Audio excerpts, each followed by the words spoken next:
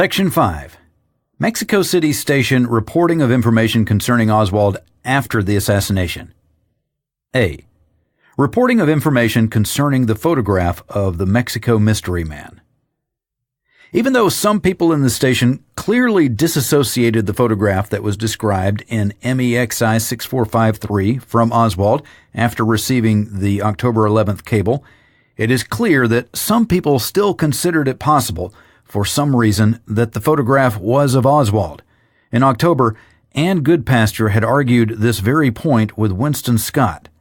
On the day of the assassination, the Mexico City Station cabled headquarters that it was sending as soon as possible copies of only visitor to Sovim 28th of October who could be identical with Oswald. The date was later corrected to read 1st October. Mr. Scott was not the only person in the Mexico Station who still thought that the photo could possibly be Oswald. Redacted testified on this point. Quote, question. As of the day of the assassination, you thought that there was still a possibility that there was a photograph of Oswald? Answer. Indeed. As I recall, we tried to get that photograph to headquarters as fast as we could. As it turned out, it wasn't necessary to send it, but that was our intention. End quote. The photograph was sent to Dallas, where Special Agent Odom of the FBI showed it to Mrs. Marguerite Oswald on 23rd of November 1963. Mrs. Oswald would later claim it was a photograph of Jack Ruby, beginning a period of controversy and uncertainty about this photograph that has continued to this day. The interaction of the Warren Commission and the CIA on this question is detailed in another section of this report. On 23rd of November, Mexico informed headquarters that, quote, it's obvious photos sent to Dallas were not identical with Lee Oswald, end quote. Since the time of the assassination, this man has been identified as Yuri Ivanovich Moskalev, a Soviet KGB officer. The identification is unconfirmed and comes from only one source. In any case, it is unlikely that this man had any connection with Oswald outside of the mistaken belief of several CIA officers in Mexico. B. Reporting of information concerning Lee Harvey Oswald from the electronic intercept operation aimed at the Soviet embassy. The first cable that Mexico sent to headquarters after the assassination referred headquarters to the cable traffic concerning Oswald that had occurred prior to the assassination. Headquarters replied that they had also noted the connection. Footnote: DIR 84802, November 22, 1963, paragraph 1. The sequence of the cables can be determined in that they were numbered sequentially as they were sent. In this regard, it should be noted that this system can indicate the order in which the cables were sent, but not the order in which they were written, because, at least in Mexico, several of the station officers were drafting and sending cables, hence the order of writing them may not be the same as the order in which they were sent. End footnote. The cable traffic on the day of the assassination and the early traffic from the following day deal almost exclusively with the photograph of the person who later became known as the Mexico Mystery Man. The first cable obviously referred to the October 1st contact and brought it to headquarters' attention by referring headquarters to MEXI 6453. The first cable that specifically refers to the transcripts occurred on the following day. Headquarters cabled Mexico that it was important that the station review all transcripts since 27th of September to locate all material possibly pertinent. The cable went on to instruct the station to send the full transcripts and original tapes to headquarters by special courier. The cable also asks if the original tapes are still available. This committee has not been able to determine how the CIA headquarters knew, on 23rd of November 1963, that a review of the tap material should begin with the production from 27th of September, the day Oswald first appeared at the Soviet and Cuban embassies. There is no record that headquarters had been informed of the September 27th visits prior to this cable having been sent. It is possible, as some witnesses have suggested, that his information was provided to CIA headquarters by the FBI in Washington. If that is the case, then it merely shifts the question. This may indicate that the CIA headquarters was aware of the September 27th visits prior to the assassination. An even stronger inference is that they were aware of those visits at least by the day after the assassination. The manner in which they learned of these visits by that date has not been determined. It is possible that headquarters was informed by telephone.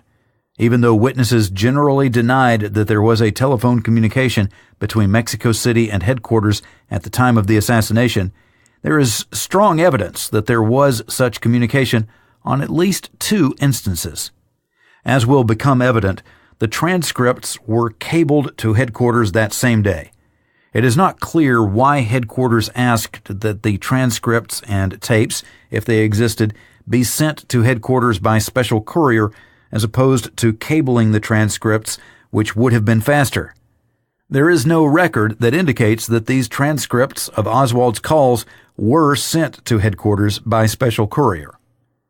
On the 23rd, the Mexico City station reported all of the substantive Oswald conversations to headquarters by cable.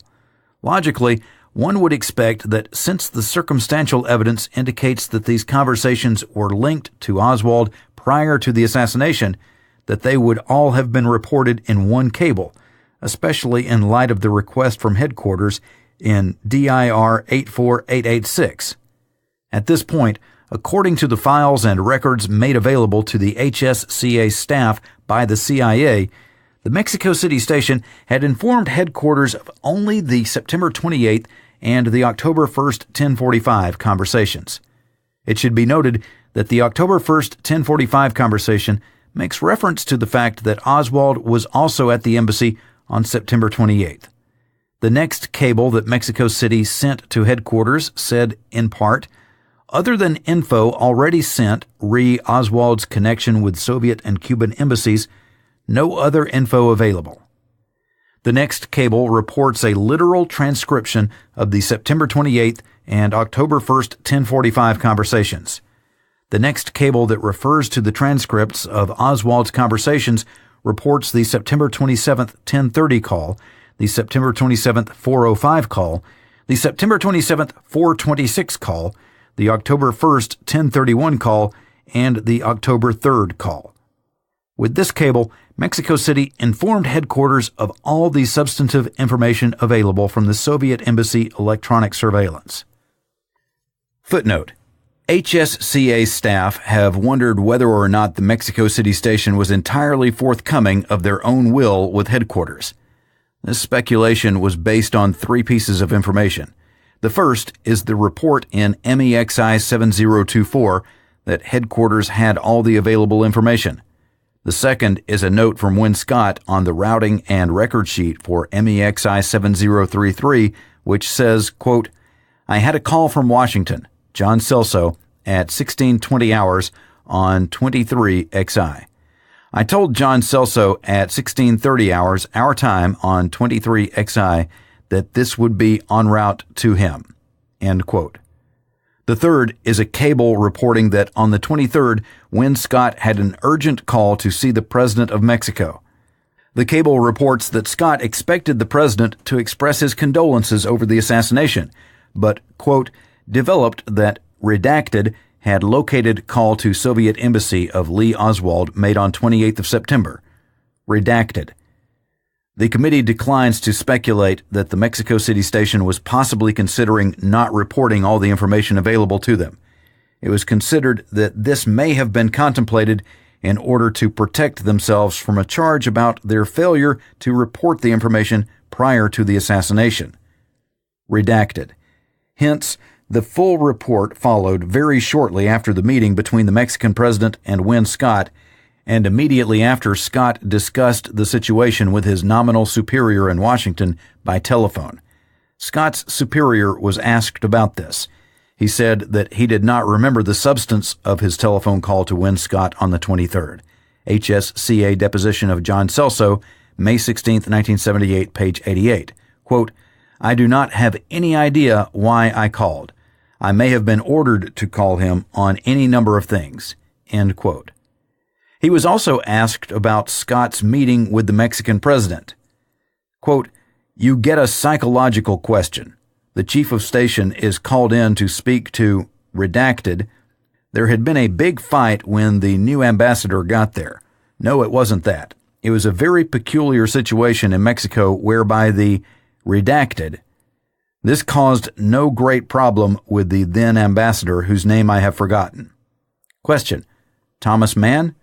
Answer, yes, he was a very fine guy and recognized the usefulness of this arrangement. The next ambassador, Mr. Freeman, redacted. So the result was, eventually, Winston Scott and Ambassador Freeman went to the White House and talked to President Johnson and straightened the whole thing out in favor of Winston Scott. So Scott is just remarking that it is interesting that redacted. Question, he should have been since it was a redacted. Answer, yes, but you do not always know whether he was informed. I think we always knew he was informed. It is just significant that the person calls you in and says, here is some intelligence about the Kennedy thing. End quote. HSCA deposition of John Celso, May 16, 1978, pages 83 and 84. When Scott indicated that he was going to write a memorandum concerning his meeting with the President of Mexico, routing and record sheet for MEXI 7028, November 23, 1963. If Mr. Scott wrote such a memo, it has not been made available to the HSCA. David Phillips, who, after serving in Mexico, went on to accumulate quite an impressive record as a chief of station in several countries himself, told committee investigators that a memorandum of this sort, along with other sensitive information, would be the type of thing that Win Scott probably kept in his private safe. David A. Phillips interview, August 24, 1978, page 10. Mr. Phillips added that he did not know what happened to Mr. Scott's safe after he died, but he had heard vague stories about someone finding a lot of documents that Scott had kept. End footnote. Mexico City also informed headquarters on November 24, 1964, that the tapes from the period in which Oswald had visited the Soviet and Cuban embassies had been erased. A cable on the previous day had informed headquarters that it was probable that the Oswald tapes had been erased. An earlier cable that same day reported that station unable compare voice as first tape erased prior receipt of second call. This would imply that the tape of the 28th of September conversation, which may not have been received at the station until the 30th or the 1st of October, was destroyed before the tape of the conversation on the 1st of October was received in the station on that same day. In light of the standard operating procedures in effect in the station at that time, that possibility is highly unlikely. In view of what is now known about the standard operating procedures and about the station's actions prior to the assassination, the station's confusing and somewhat contradictory reporting after the assassination is strange. It is possible that these confusions and contradictions arose out of the crisis atmosphere at the station and the rush to report information. This committee has not found any solid evidence that there were sinister qualities in the reporting after the assassination. C.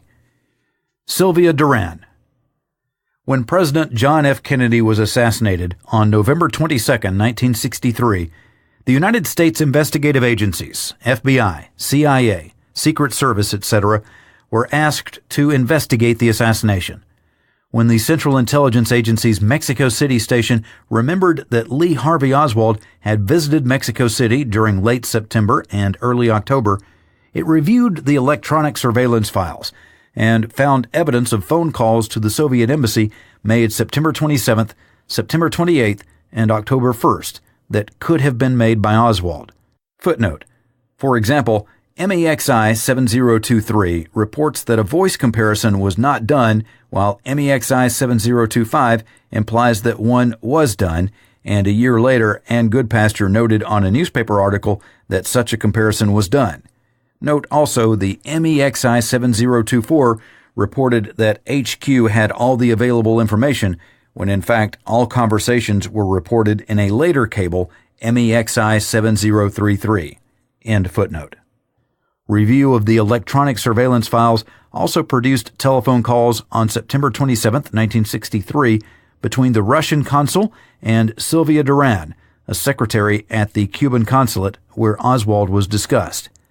In addition, the Mexico City station found a September 28, 1963 phone call from Sylvia Duran to the Soviet consulate, where Sylvia Duran stated that there was an American citizen at the Cuban consulate who had previously visited the Soviet consulate. A final phone call was made on October 1, 1963, where the alleged Oswald identified himself, was also found. On November 23, 1963, the Mexico City station determined that it would request the Mexican government, with whom it had a good relationship, to arrest Sylvia Duran. As Sylvia Duran was a Mexican citizen, she did not have diplomatic immunity, because she might shed some light on the circumstances surrounding the assassination. The Mexico City station sent a note to the Gobernacion head, Luis Echevarria, with Sylvia Duran's address, her mother's address, her brother's address, her license plate number, her home phone number, her place of work, and a request that she be arrested immediately. The Mexico City station also suggested that Duran be held incommunicado until she could be questioned on the matter. The Mexico City station did not receive prior authorization from CIA headquarters to request the arrest of Sylvia Duran by Mexican authorities. Headquarters feared that a request to arrest Ms. Duran would jeopardize the clandestine relationship between certain Mexican government officials and the CIA if it were disclosed that Americans were behind Duran's arrest. John Celso, chief of Western Hemisphere, stationed at Langley headquarters, telephoned Winston Scott, the Mexico City chief of station, and requested that Sylvia Duran not be arrested. Scott told Celso that he could not rescind the request, and that headquarters should already have received a cable stating that Sylvia Duran had been arrested. After Winston Scott's conversation with John Celso, Scott called Luis Echevarria and stated that the Mexico City station desired that all information received from Duran be forwarded immediately to the Mexico City station, and that her arrest and statements not be communicated to any leftist groups. On November 27, 1963, the Mexican government forwarded to the Mexico City station a copy of Sylvia Duran's 10-page signed statement. It said, quote, "Upon learning about the assassination, she and her husband speculated that President Kennedy might have been assassinated for racial reasons. When she became aware that the assassin was Lee Harvey Oswald, she ascertained that it was the same man who approximately 2 months prior had been to the Cuban consulate to solicit an in-transit visa to Russia. Having taken his name from the special documentation he presented, she knew that he was married to a Russian woman and belonged to the Fair Play for Cuba committee. She checked the data in the consulate archives and became certain that it was the same individual who was blonde, short, dressed unelegantly, and whose face turned red when angry. The consul had denied the visa because to obtain an in-transit visa from the Cuban government, it was imperative that he previously obtain a visa from the Soviet consulate. Since obtaining a visa from the Soviets took 4 months, and Oswald's Mexican visa expired soon, Oswald was advised that he see the Soviet consul, and calling the person in charge of that office. The Soviet official told her that they would have to consult Moscow, which would take 4 months. That afternoon, Oswald returned to the Cuban consulate, and Sylvia Duran confirmed that he could get a Cuban visa only after he received a Russian visa.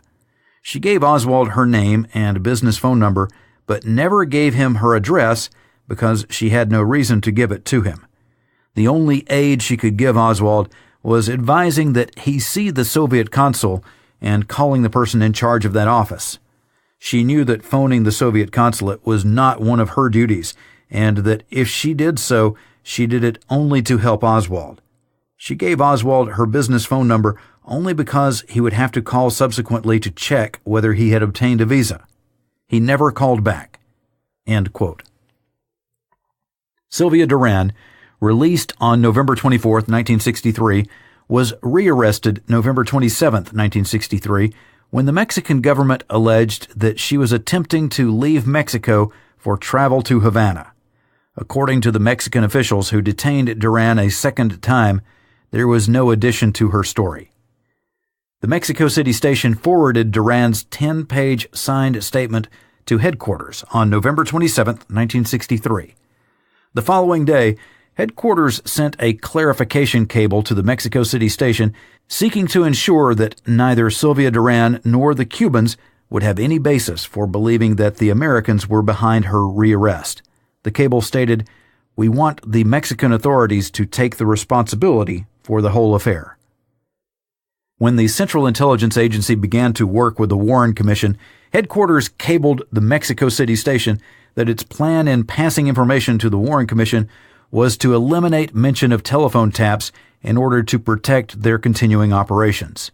Headquarters cabled that it would rely on Sylvia Duran's statements and on the consular files which the Soviets gave the State Department.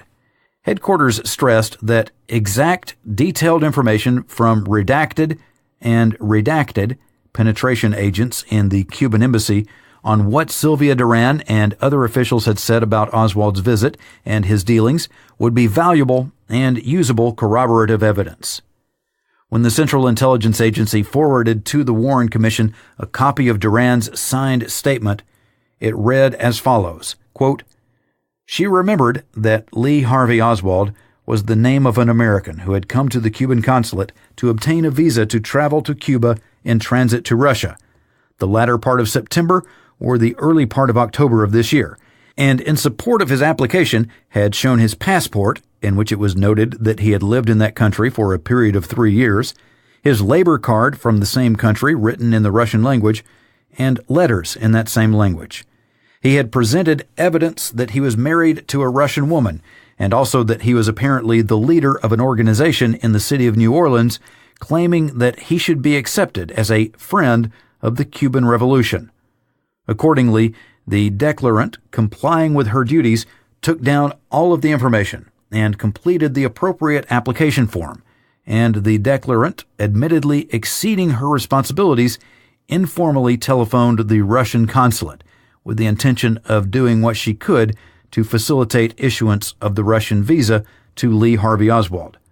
However, they told her that there would be a delay of about 4 months in processing the case, which annoyed the applicant since, according to his statement, he was in a great hurry to obtain visas that would enable him to travel to Russia, insisting on his right to do so in view of his background and his loyalty and his activities on behalf of the Cuban movement.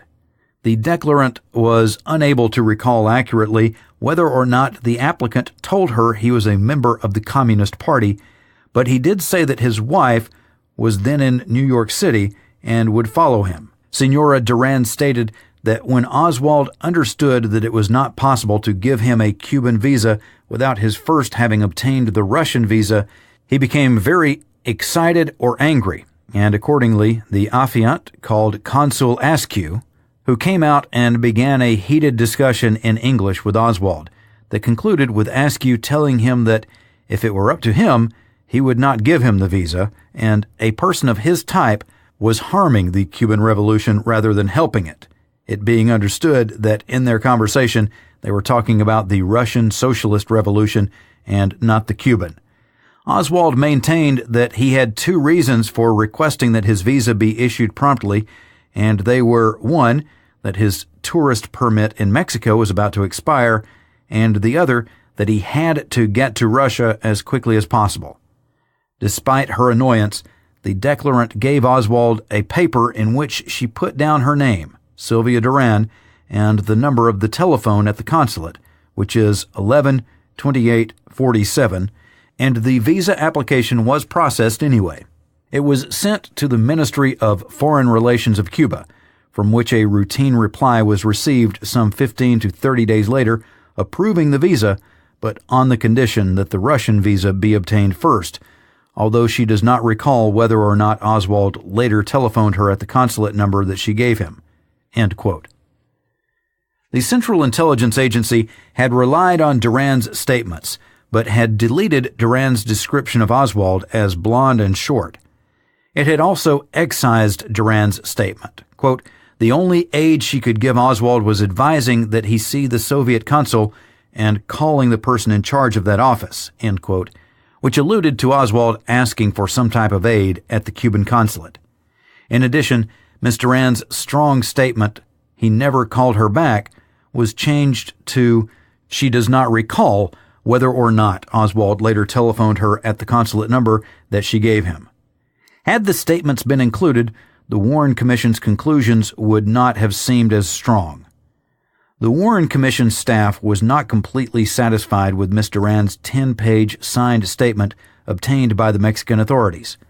W. David Slauson wrote, quote, "We then discussed the problem of interviewing Sylvia Duran. We pointed out that our only interest in witnesses in Mexico other than Duran was to get their formal testimony for authentication purposes. This was not true of Duran, however, because she had been interviewed only by the Mexican police, and we considered that interview inadequate. I should point out that we do not consider it totally inadequate, however.